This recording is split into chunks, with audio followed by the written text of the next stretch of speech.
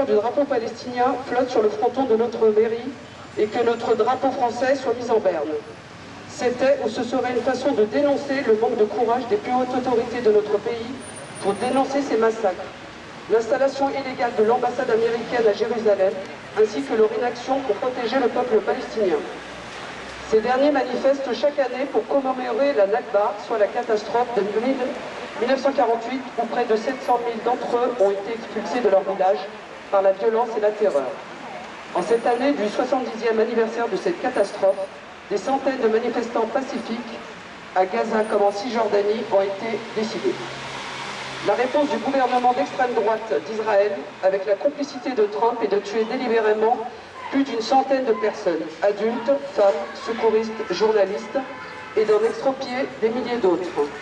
Exigeons la fin de cette barbarie, la paix pour les peuples de Palestine, d'Israël, du Proche-Orient, pour la reconnaissance officielle par la France du droit des Palestiniens à vivre libre et indépendant sur leur terre.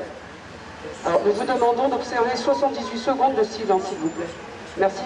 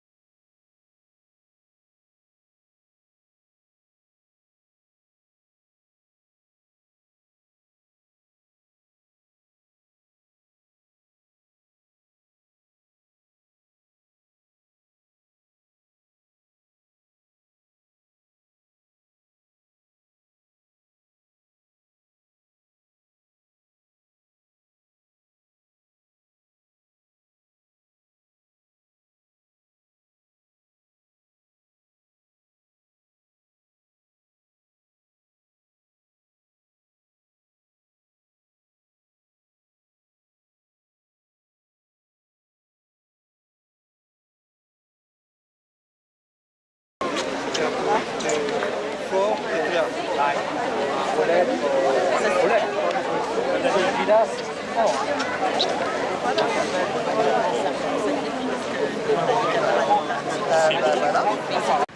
« 70 ans que le projet sioniste a conduit à la proclamation de l'État d'Israël et à l'expulsion de 800 000 Palestiniens de leurs terres. C'est la Nakba, la catastrophe en arabe. 70 ans que les Palestiniens attendent un État indépendant et la reconnaissance de leurs droits au retour. Dans la bande de Gaza majoritairement peuplée de réfugiés expulsés, la jeunesse organisée par un mouvement de la société civile a entrepris le vendredi 30 mars, journée de la terre en Palestine, une marche pour le retour. Celle-ci devait se dérouler tous les vendredis à la frontière avec Israël pendant 6 semaines et culminer mardi 15 mai, jour anniversaire de la Nakba de 15 mai 1948. Ces manifestations pacifiques et légitimes se sont heurtées dès le premier vendredi à une répression violente faisant 42 morts à l'issue de tous les vendredis. Israël utilise des premiers vendredis. Israël utilise des armes réelles, type balles explosives, tuant ou blessant très grièvement les populations civiles. Ce sont des crimes de guerre relevant de la Cour internationale. La décision de transférer l'ambassade américaine de Tel Aviv à Jérusalem, le choix de la date du 14 mai pour son inauguration, jour anniversaire de la proclamation de l'État d'Israël, a réactivé aux yeux de tous le couple idéologique États-Unis-Israël. Mais non, ni au Congrès américain, ni le vote à la Knesset en Israël ne sont au-dessus du droit international. Le massacre des Palestiniens, 59 morts ce lundi 14 mai, a choqué la communauté internationale. Oui, il faut exiger la protection des Palestiniens et des sanctions contre Israël. Le conflit israélo-palestinien n'est ni difficile à comprendre, ni impossible à résoudre. C'est un conflit pour la terre et vouloir y mettre fin revient à accepter l'application du droit international. En effet, la résolution 194 de 1948 définit le droit au retour et la résolution 242 de 1967 définit les frontières et les capitales. Or, pour légitimer l'implantation des colonies en Cisjordanie qu'il continue à appeler Judée-Samarie, et pour légitimer le choix de Jérusalem comme capitale éternelle et indivisible de l'État d'Israël, Trump et Netanyahou font appel à la Bible. Pour terminer, nous interpellons la France et la Grande-Bretagne, les deux puissances coloniales responsables de la situation. Reprenons en cela les propos de l'ambassadeur de la Palestine à l'UNESCO mardi dernier au Cabaret Sauvage. Vous êtes pour la solution à deux États. Vous avez reconnu l'État d'Israël dès 1949.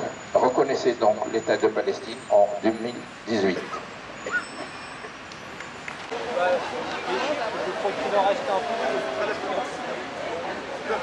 Tous les participants, les organisateurs, monsieur le maire. Donc, l'armée israélienne a tué ces derniers jours des centaines et a blessé des milliers de civils, parmi eux des enfants. Ces Palestiniens sont manifestés pacifiquement, près des zones de tampons de sécurité imposées par les forces de l'occupation israélienne sur les frontières de la bande de Gaza. Donc là, on parle des zones de tampons et pas des frontières. Donc c'est faux quand on nous dit aux médias que c'est des frontières, c'est des zones de tampons imposées par l'État d'Israël à l'intérieur de la bande de Gaza. Bande de Gaza vit sous blocus depuis 11 ans. Bande de Gaza, c'est plus ou moins 300 000 mètres carrés pour plus ou moins 2 millions d'habitants, dans une prison à ciel ouvert. Plus de 50 000 Palestiniens de Gaza se sont rassemblés en masse ce lundi 14 mai 2018 pour commémorer les 70 ans anniversaire de la Nakba, création de l'État d'Israël, et pour protester contre le transfert de l'ambassade américaine à Jérusalem, dans une manifestation non violente afin de montrer l'attachement des Palestiniens à leur terre, que le droit au retour est sacré pour tout le peuple palestinien, et pour exiger la levée du blocus israélien inhumain et mortel sur la bande de Gaza. 70 ans après, l'injustice se poursuit pour les Palestiniens. Un nouveau massacre israélien contre les civils à Gaza. Et les crimes israéliens contre le peuple palestinien se poursuivent. Les manifestants, et malgré la brutalité des forces de l'occupation israélienne, et malgré les balles réelles et le gaz lacrymogène de l'occupant, sont plus que jamais déterminés à poursuivre leur résistance et leur droit au retour. Et défient les soldats israéliens par leur drapeau palestinien dans les mains et leur action pacifique. Ces actions pacifiques montrent que la non-violence pourrait être efficace, y compris dans la bande de Gaza, pour lutter et résister contre les mesures atroces de l'occupation israélienne. Nous appelons le gouvernement français et la communauté internationale à reconnaître l'État palestinien et ouvrir une enquête sur ce massacre et faire respecter le droit international par Israël. La lutte continue, la Palestine vivra, la justice triomphera.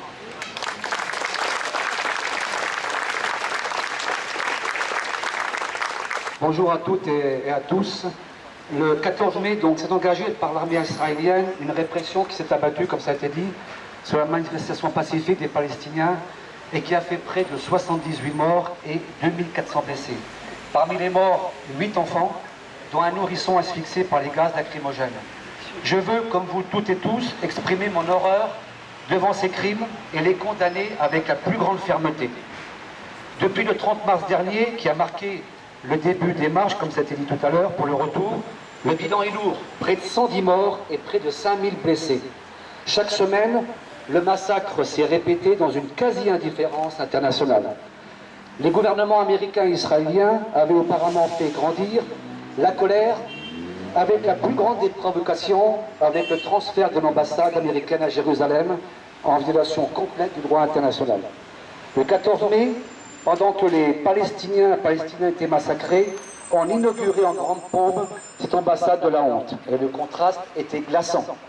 La responsabilité des gouvernements israéliens et américains est immense. Mais comment ne pas parler, comme ça vient d'être dit, de celle de la communauté internationale qui, en laissant agir le gouvernement israélien en toute impunité par son silence et son inaction, a été complice de cet horrible massacre. Parce que de massacre, il faut parler. Ces derniers jours, les déclarations se sont multipliées. Mais on est encore loin d'une condamnation unanime. On est loin des mesures à prendre, comme celle pourtant urgente, de protéger le peuple palestinien.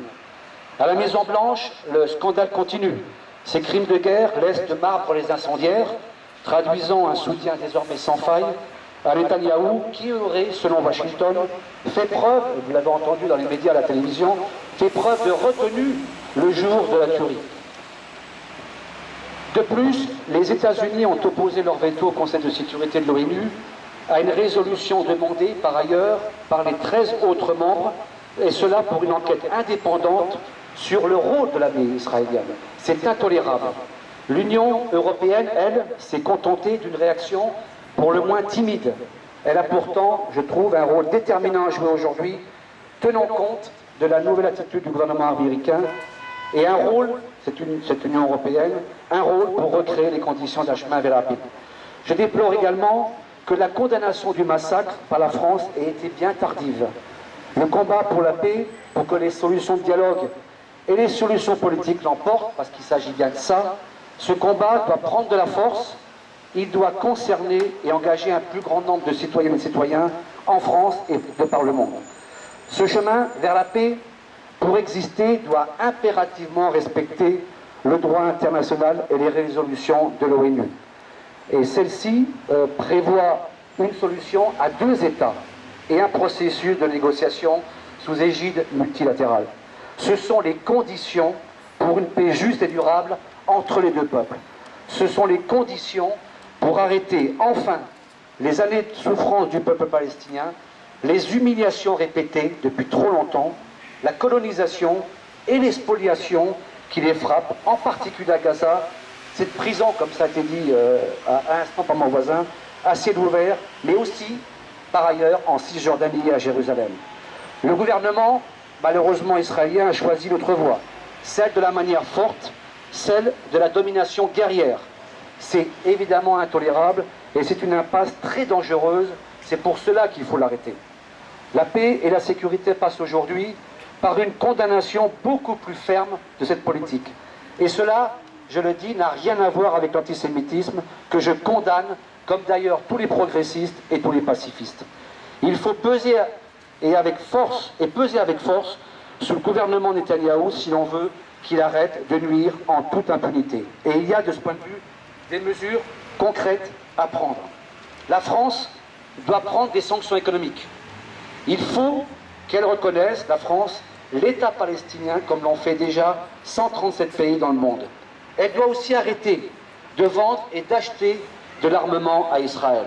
Et le gouvernement français doit exiger la libération immédiate de tous les prisonniers politiques palestiniens détenus par Israël, dont bien sûr Salah Hamouri et Marwan Barghouti. Elle doit aussi agir, la France, pour que de telles mesures soient aussi prises au niveau de l'Union européenne. L'Europe doit ainsi suspendre l'accord d'association, qui la lie à Israël sur un plan économique. Ce serait, je pense, des pas très importants de franchis. Les dangers que font courir Trump et Netanyahou portent également, et je veux y insister, sur le Moyen-Orient tout entier, qui est déjà profondément meurtri, mais également y insister sur les conséquences que ça pourra avoir sur la planète entière. Je pense en particulier à la rupture unilatérale par les États-Unis de l'accord de paix sur le nucléaire iranien. Une rupture qui a encouragé le gouvernement d'Israël à employer une fois encore la manière forte en frappant des objectifs iraniens sur le territoire syrien. Je partage ce que dit le collectif campinois de la paix dans sa déclaration. Il y a un vrai risque, je le pense vraiment, d'embrasement général de la région. Cette politique de la force marque la volonté des États-Unis d'imposer au monde un nouvel ordre de domination guerrière et économique, comme en témoigne la progression très importante de son budget militaire.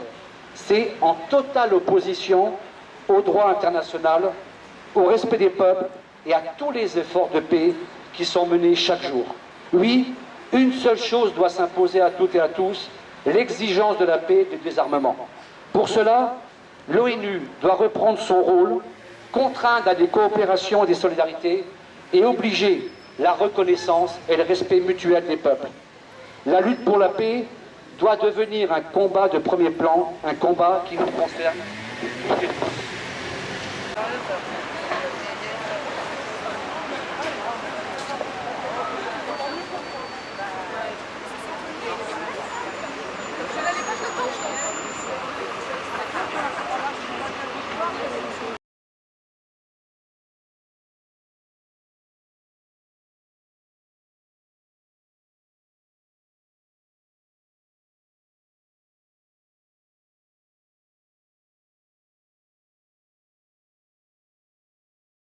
There are only three choices for the Palestinian people. Notre message à tous ces gens-là, c'est qu'il y a trois moyens dans les mains du peuple palestinien. The first choice is that we adopt a non-violent resistance to the Israeli occupation. Premier choix, la résistance non violente à l'occupation israélienne. Which we have been doing with some degree of success.